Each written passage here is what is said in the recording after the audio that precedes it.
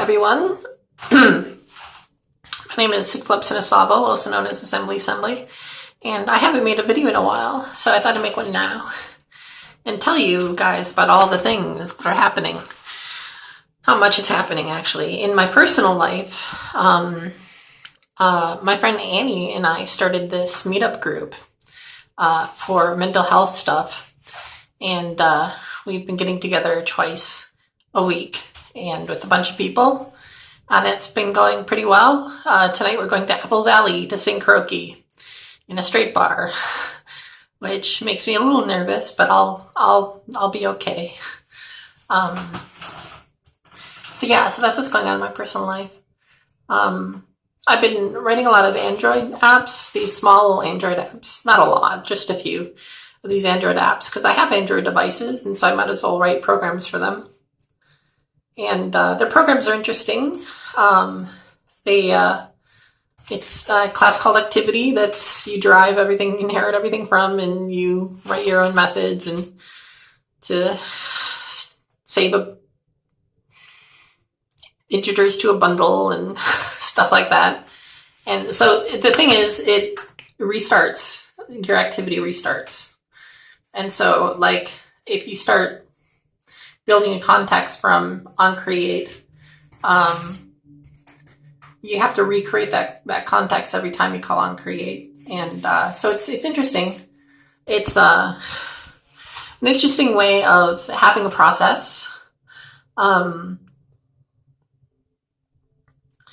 just dealt with activities. There's a particular program called and surfaces and views and stuff like that. There's a particular activity called activity. There's a particular program app called Juice SSH, which keeps persistent SSH connections throughout its lifetime. And so how does it do that? I'm wondering. Because the activity is obviously going to be restarted, and you can't save, you can't parcel sockets and stuff like that. So that interests me. And so, because I'm writing a terminal emulator, which is a lot of fun. The Juice SSH is nice, but the screen corrodes a little bit because the VT emulation is not quite top notch. And so I thought, well, maybe I can do better. And so I've written terminals before, but they've always used the Minicom VT code. And so, like, I just thought I'd approach it like a language and write a parser for it, for the VT code, the escape characters and whatnot.